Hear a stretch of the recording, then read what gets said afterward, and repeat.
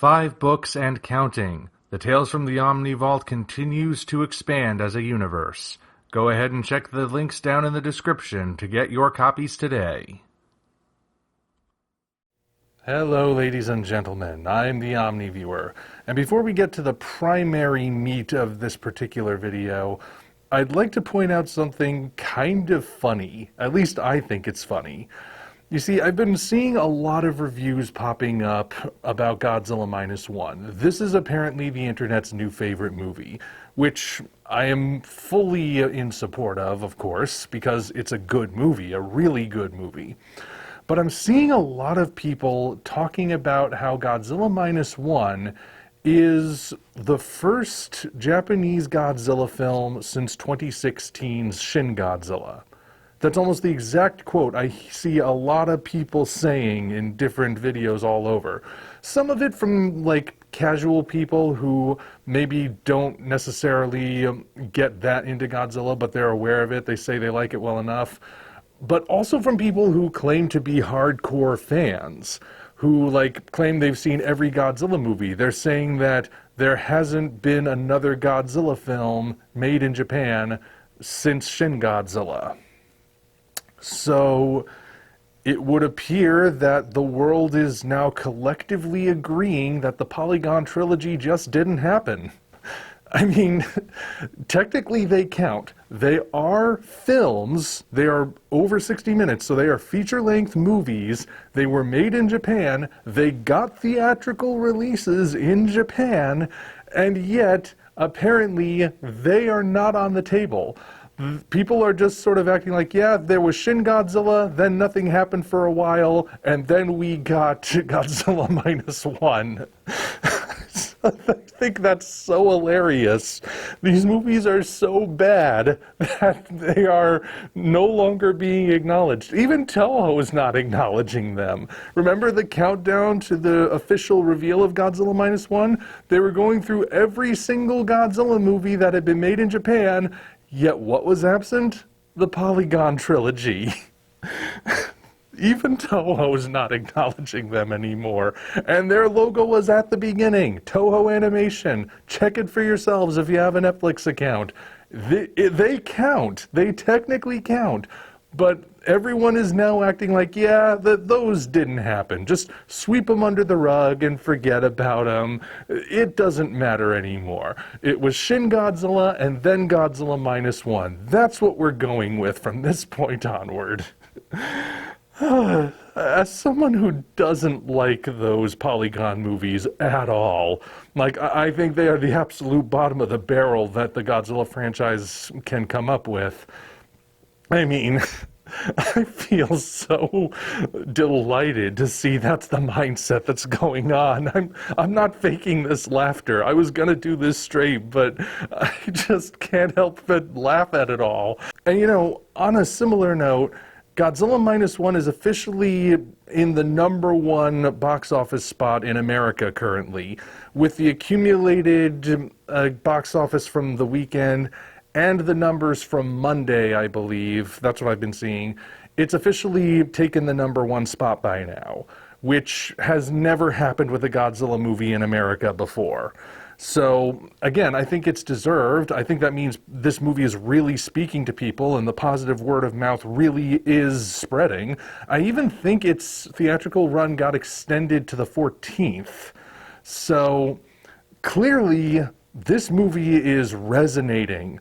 Like, people are really into this. So, first of all, congratulations to Takashi Yamazaki and everyone who was involved in making Godzilla Minus One. It is well earned. And bear in mind, that's just the American box office.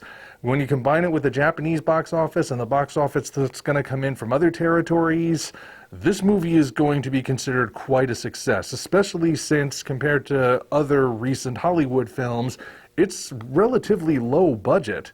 Like, if you don't know, it made $11 million here in America in its opening weekend, and the budget, when converted from yen to dollars, is $15 million. So that's pretty significant. But it also means, circling back around to the anime trilogy, The next time I see one of the 2 or 3 Polygon defenders out there claiming that the reason those movies failed at the Japanese box office was because they only had limited theatrical releases, I'm going to point to the limited theatrical release of Godzilla -1 and how well it did in a foreign country with only a limited amount of time to see it, and that will be the end of the discussion. But yeah, Godzilla -1 is clearly doing well here in America. It did really well over in Japan too. It's probably going to do well everywhere else it's going to release. And again, I just think it's so funny that the Polygon movies are just being stricken from the record. Down the memory hole they go. Depending on whether you're above or below the equator, it'll swirl in a different direction, and good riddance to bad rubbish. I just wanted to begin with that before we get to the other thing I wanted to bring up. Now, when I did the video about the trailer for Godzilla x Kong the New Empire, or Godzilla Kong the New Empire, I guess I'll have to break my habit of pronouncing the X, or maybe I won't, I don't know. But anyway, I had planned out everything I wanted to say, but at the time, I was kind of sleep deprived, so certain things wound up slipping my mind. One of which is something that I actually did want to talk about, but, well, I only just remembered that I didn't, so here I am now. One of the first things we see in the trailer, when we actually get to see a Titan of some sort, is Kong's hand bursting out of the ground, covered in a certain kind of armor. And I thought, boy, that looks vaguely familiar. I mean, obviously it's not an exact match, and it's, as we see more of the posters in the trailer and whatnot, we see that it's just a gauntlet on his right hand, but, like, I think you could technically call it Titan tech. What's especially ridiculous is that just the other week, I had done a video about how to examine the canon of the monsterverse. How now that it's a multimedia franchise where everything is supposed to be part of the story, but you're inevitably going to see contradictions because not everyone is in communication with everyone else, you gotta separate it into levels. And the top level is the movies, which is the primary canon, and each level you go down sees a different piece of media that's part of the monsterverse on that particular level. And the further down you go, the further you get from the top, the less canon it's going to be. But at the same time, if the movies choose to take something from a lower level of canon and incorporate them into the movies, well, that means that lower level of canon gains more canonicity than possibly something even above it. The example I gave was that the Titan Tech figures are relatively low on the canon ladder, because they're gimmicky action figures. Fun, but probably not going to be in the movies. But if the movies chose to put Godzilla or Kong or any of the monsters in armor, then these figures would gain more canon. Now, I was partly kidding when I said that. I thought, you know, you can't rule out the possibility of it happening. You can't say it'll never happen, but it was very unlikely to happen. And yet, here we are with the Godzilla Kong trailer, and Kong is sporting clearly man-made armor on his hand. That would technically qualify as Titan Tech. Again, it's not an exact match, but it's close. It's in that ballpark, which is kind of stunning. I couldn't have planned that better if I had tried. And I didn't. I had no idea that's what was going to happen. Although, now that we do know it, it does raise a few questions.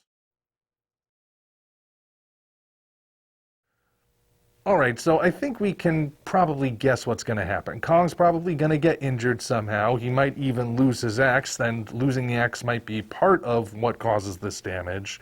And so Monarch is going to have to make him this gauntlet, at least while he's healing, so he can still go into battle. But what about the tone of the movie? A lot of people are saying it looks like it's going to be way more action-packed, probably far more escapist than -1 was. But You could argue that since it resembles these action figures so closely, and combine that with Godzilla's drastic redesign, well, I guess it's not that drastic, but the parts that were changed, they stand out quite significantly. It feels like maybe the movie is going to be slightly more toyetic in a way. That is, for those uninitiated, basically meaning it's designed to market a toy. It's meant to look like, hey, look at these cool toys. You can get them now at your local Walmart/Target/Kmart if it hasn't gone bankrupt. Now, some people might hear that and go, well, that's it. Monsterverse is doomed. It's just a big toy commercial now. But first of all, we haven't actually seen the movie. And second, just being toyetic is not necessarily a death knell. There are plenty of things that are technically toyetic and yet are very well liked by the masses. I mean, first of all, there are so many different Hasbro properties. Transformers, G.I. Joe, My Little Pony. So many of those things that have really devoted fan bases around them, ranging from the young to the young at heart, that are really invested in them.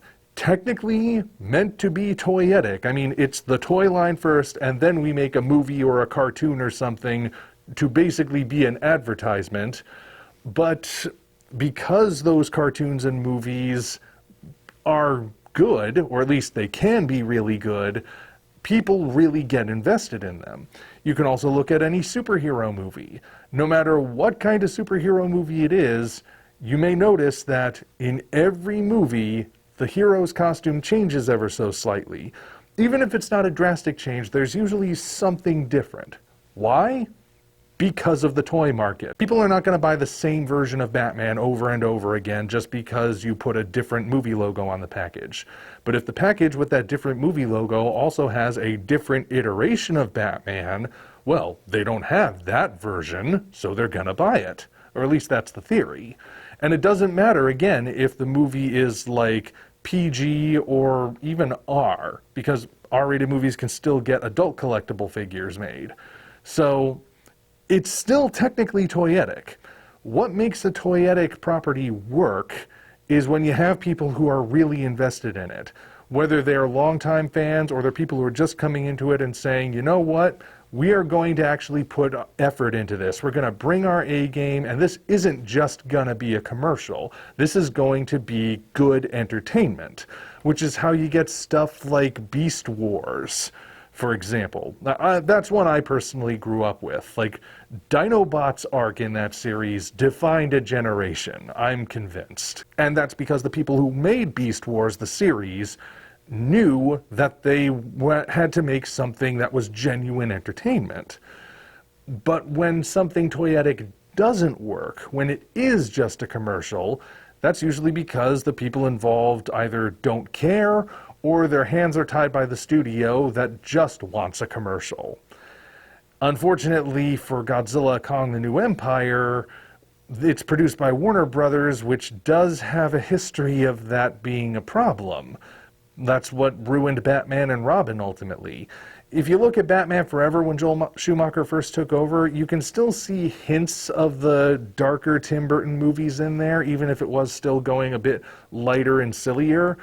But by the time Batman and Robin came along, Warner Brothers just said, we want a toy commercial. Joel Schumacher said, well, okay. And the result was a movie so bad that people to this day still believe it completely killed comic book movies, even though it would be less than a year before more comic book movies would pop up in theaters. So that's a myth, but still, it has that reputation. And it's entirely because it was toyetic without anything grounding it as good entertainment. At this point, we don't know which one Godzilla Kong the New Empire is. Hey, I'm getting used to not pronouncing the X.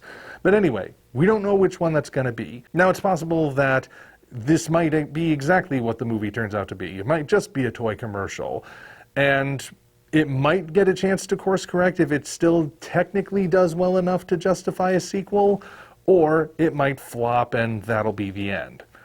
The other possibility, though, is that the people involved are still passionate. They still want to make the best possible movie they can, even if they are being told, make it toyetic.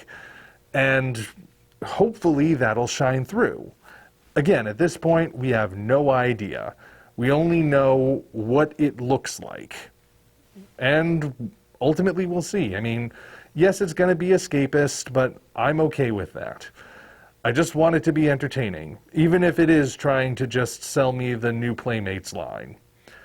Anyway, though, we're still several months away from that movie releasing, so nothing more to say at the moment. Again, though, I still find it funny that the Polygon Trilogy is now being memory holed. And I'm gonna laugh myself to sleep tonight thinking about that. Until such time as we meet again, this is the Omni Viewer signing off. Thank you all for watching. Now be sure to head down to the description to check us out on other platforms, as well as find links to the 5 current books in the Tales from the Omni Vault universe. Again, thank you all, and we'll see you next time.